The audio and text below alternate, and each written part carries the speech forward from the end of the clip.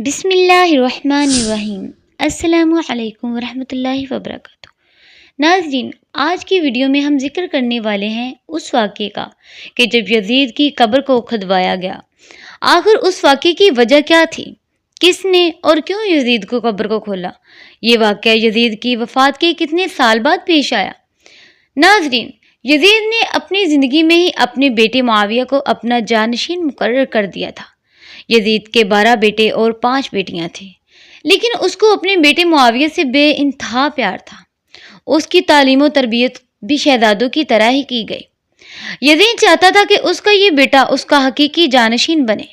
یزید نے حکومت سنبھالتے ہی اپنے 2 بیٹوں خالد اور معاویہ کو اس وقت کے بہترین استاد عمر المخصوص کے مکتب میں 3 سال کے لیے بھیج دیا۔ شیخ عمر المخصوص بھی جانتے تھے کہ یزید کا جانشین معاویہ ہے، اس لیے انہوں نے اس کی تربیت پر خوب محنت کی۔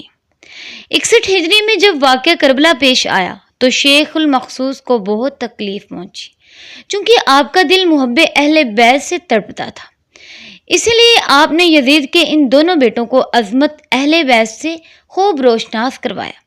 ایک طرف کربلا کا واقعہ پیش آیا اور جگہ جگہ یزید کے خلاف بغاوت اٹھنے لگی، دوسری طرف معاویہ جو یزید کا جانشین تھا، اس کی تربیت ایک سچے عاشق رسول کر رہے تھے۔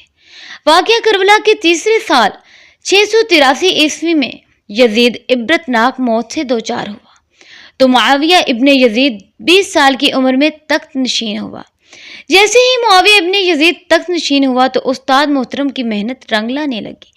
اس نے آتے ساتھ ہی واقعہ کربلا کی تحقیقات کی اور محض 40ویں دن کو اپنے بیت سے آزاد کر دیا۔ بعض روایات میں معاویہ ابن یزید نے 3 ماہ تک حکومت کی۔ 20 سال کی عمر جوانی کا ایسا دور ہے کہ جب انسانی خواہشات کی منہ زوری عروج پر ہوتی ہے۔ یزید کا جانشین ہونا اور پوری اسلامی مملکت پر حکمرانی کرنا اپنی تمام جائز و ناجائز خواہشات کو پورا کرنے کے لیے بہترین موقع تھا۔ لیکن معاویہ بن یزید نے تخت پر بیٹھتے ہی واقعہ کربلا کی تحقیقات کی اور حالات کا بہت باریک بینی سے جائزہ لیا۔ جب اس نے دیکھا کہ میرے باپ نے اسلام اور مسلمانوں کو کس قدر عظیم نقصان پہنچایا ہے، تو اس نے محسوس کیا کہ وہ ایک دوراہے پر کھڑا ہے کہ حکومت کی بھاگ دوڑ تھامے رہے اور ظلم و ستم اور عیش و عشرت کا بازار گرم رکھے یا تخت و تاج کو چھوڑ دے اور اپنے آپ کو ان ہولناک گناہوں اور ان کے دردناک عذاب سے دور رکھے۔ بالآخر اس نے فیصلہ کر ہی لیا۔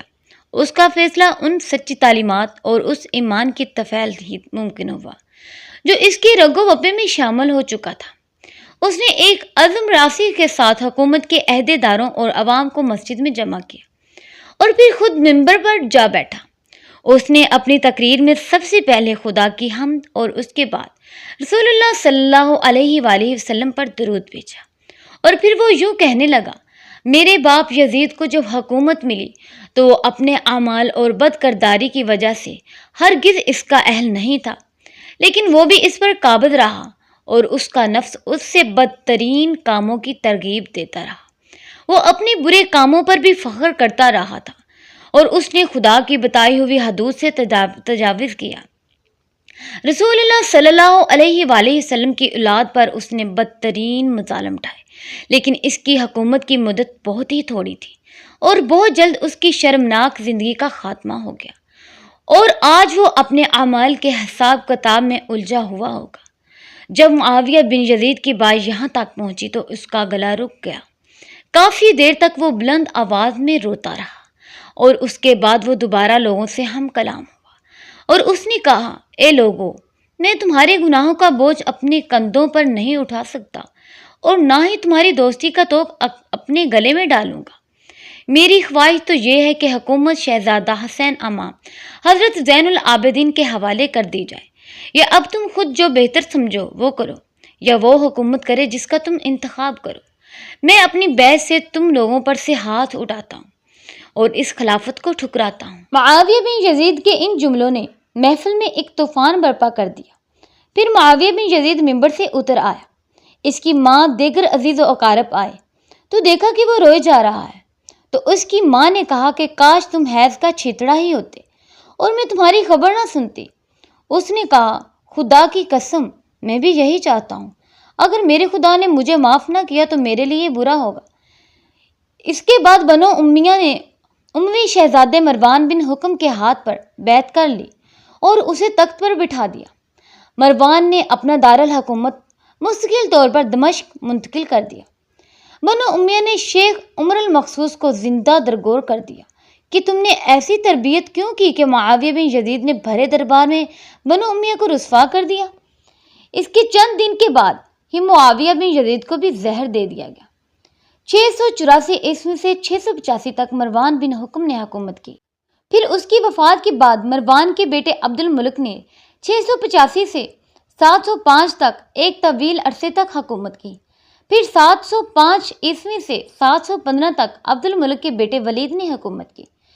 اسی کے دور میں سندھ، اندلس اور دیگر بہت سی ریاستیں فتح ہوئی۔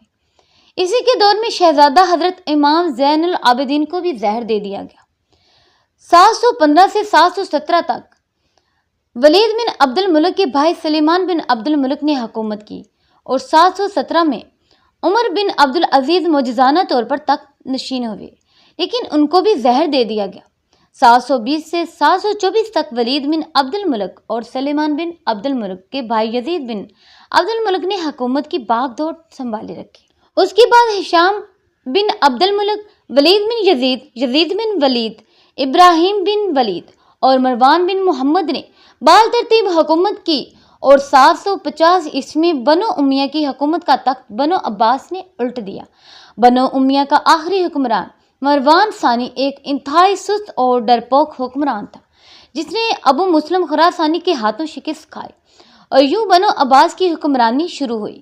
تاریخ کتابوں میں درج ہے کہ ابو مسلم خراسانی نے بنو عباس کے ابو جعفر المنصور اور ان کے بھائی ابو العباس الفصاح کو حکمرانی سونپ دی۔ اس طرح بنو عباس کے پہلے حکمران ابو العباس نے آتے ہی بنو امیہ کا نام و نشان مٹانے کی قسم کھائی۔ بہت سے لوگوں کو قتل کر دیا گیا اور کربلا کے واقعہ میں ملوث تمام کرداروں کی قبریں تک کھود دی گئیں۔ اسی طرح بنو عباس کے حکمران ابو العباس الفاح نے یزید کی قبر کو بھی کھدوایا اور یہ کام اس نے اپنی نگرانی میں کروایا۔ وہ چاہتا تھا کہ یزید کو قبر سے نکالے اور اس کی لاش کو سولی پر لٹکائے۔ چنانچہ یزید کی وفات کے 65 سال بعد اس کی قبر کو اس وقت کے حکمران ابو جعفر اور ابو عباس کی نگرانی میں کھدوایا گیا۔ لیکن جب قبر کو کھولا گیا تو سب یہ دیکھ کر حیران رہ گئے کہ اس میں لکڑیوں کی راکھ، بدصورت کتے اور استے کے سوا کچھ نہیں تھا۔ امید کرتی ہوں کہ کہانی کی تو سمجھ آ ہی گئی ہوگی۔ ویڈیو اچھی لگی ہو تو لائک کریں، چینل کو سبسکرائب کریں اور ساتھ والی گھنٹی دبانا نہیں بھولیے گا تاکہ میری ہر نئی آنے والی ویڈیو کا نوٹیفیکیشن سب سے پہلے آپ تک پہنچ سکے۔ اس کے ساتھ ہی میں اجازت چاہتی ہوں۔ اللہ حافظ۔